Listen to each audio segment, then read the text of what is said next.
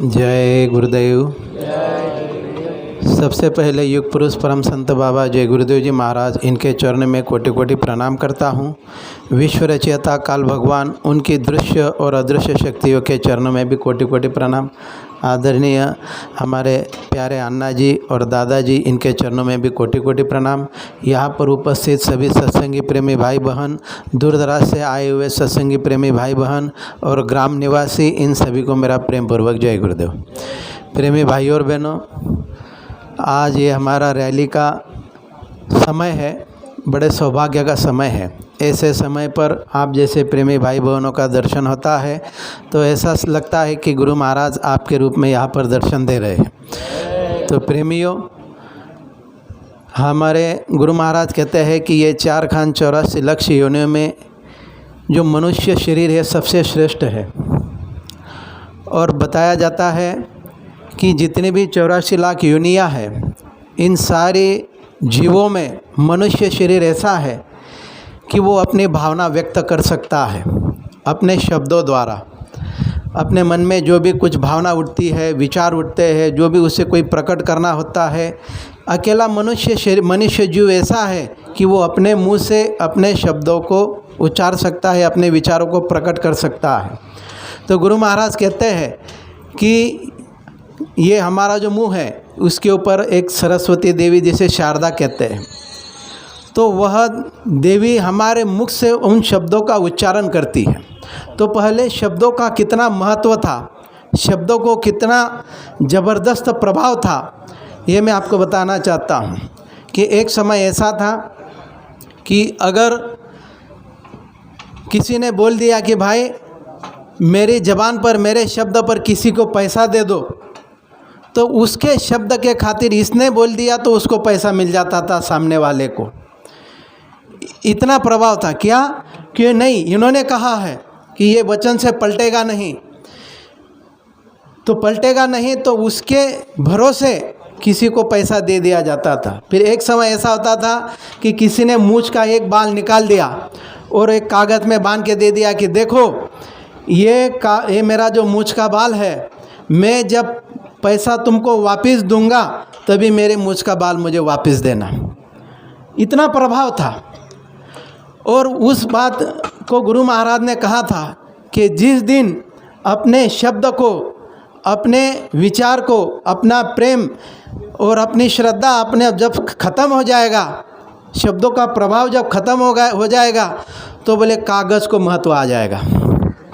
तो आज का समय देखा जा रहा है, अगर कोई व्यवहार होता है तो पहले कागज़ बनता है, तो शब्द की कोई कीमत नहीं रही।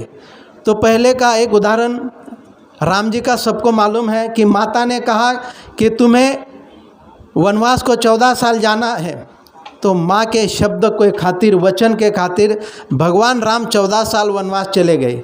और आज अगर किसी बेटे को माँ ने कहा कि तू 2 महीने के लिए चला जा, तो वो कहेगा कि पहले तू जा, मैं जाने वाला नहीं, क्योंकि शब्द का प्रभाव खत्म हो गया, महत्व कम हो गया। उसी के ऊपर एक कहानी बताई थी कि बोले राजा हरिश्चंद्र थे। राजा हरिश्चंद्र की जो प्रभाव था वो देवी देवताओं में भी प्रभावी हो रहा था।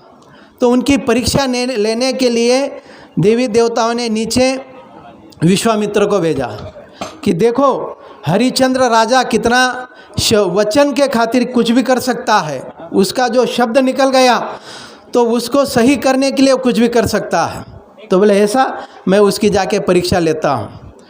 तो उस समय विश्वामित्र जी राजा हरिश्चंद्र के ख्वाब में गए, सपने में गए, और सपने में जाकर उनको दर्शन दिया और सपने में ही कहा कि बोले हे राजन, मैं तुझसे एक वचन मांगता हूँ।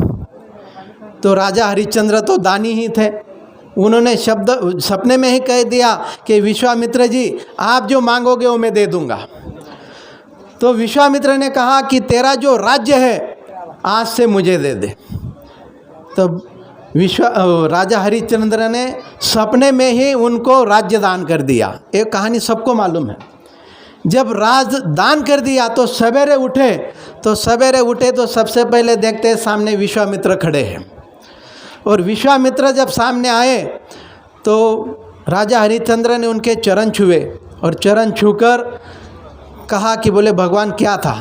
अरे भूल गया, रात को तूने सपने में मुझे क्या दिया था? तो बोले क्या? तो बोले तूने मुझे सपने में राज्य दिया था। तो बोले हाँ दिया था। तो बोले कब देगा? तो बोले आप बोलो। तो उन्होंने कहा कि अभी इसी समय सिंहासन से नीचे उतर जा, अब ये सारा राज्य मेरा है।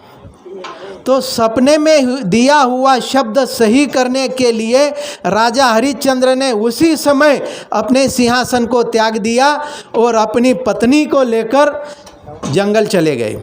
आगे की कहानी मालूम है आपको। फिर वो राजा हरिश्चंद्र एक डोम के यहाँ जाकर पानी भरने लगे। क्यों? कि इतना शब्द को प्रभाव था, इतनी कीमत थी। और आज देखा जाता है अगर सवेरे ने किसी ने कुछ कह दिया तो शाम को पलट जाता है। तो कहा गुरु महाराज ने, अरे ब्रह्मा जी ने एक बार झूठ बोला था तो आज तक उनकी पूजा नहीं हो रही है। ब्रह्मा जी ने एक झूठ बोला तो आज उनकी पूजा नहीं हो रही है। तो हम दिन में कितनी बार झूठ बोलते हैं? अभी क्या बोल दिया, थोड़ी देर पहले क्या बोल दिया, और शाम को पलट जाते हैं। कोई बड़ा व्यवहार हो गया, अगर बैठक हो गई तो 2 साल के बाद पलट जाते हैं, उसने तो पैसा ही नहीं दिया, ऐसी बात तो हमारे सामने हुई नहीं।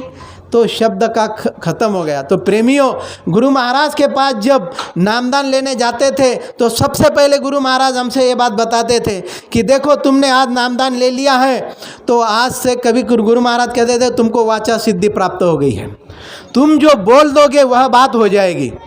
तो जब ये बात बता दी गुरु महाराज ने तो हमारे प्रेमियों ने उसको ऐसे चने मुरमुरे की तरह खर्चा कर दिया। किसी ने कुछ बोल दिया वैसा हो गया, कुछ ने कुछ बोल दिया वैसा हो गया। यानी हमको जो दिया था वो भी हमने संभाल के नहीं रखा, तो ये वाचा सिद्धि भी हमने ख़त्म कर दी। तो प्रेमी भाइयों और बहनों, मैं आपसे यही प्रार्थना करता हूँ कि गुरु महाराज ने जो ये जबान दी है, ये जो वाचा सिद्धि दी है, इसका सही उपयोग करना सीखो। इसी पर कहा जाता है, अभी आज का ये जो समय पड़ा है, ये जो अकाल जैसा दृश्य दिख रहा है, ये दूसरा कुछ नहीं है, हमारे ही कर्मों का फल है, हमारे बोले हुए शब्दों का प्रभाव है। जब कहीं समझो पानी नहीं आता है तो हम कहते हैं नहीं इस साल तो पानी ही नहीं आएगा, वो तो आने को तैयार है, मगर हम कह देते हैं कि इस समय बारिश नहीं आएगी।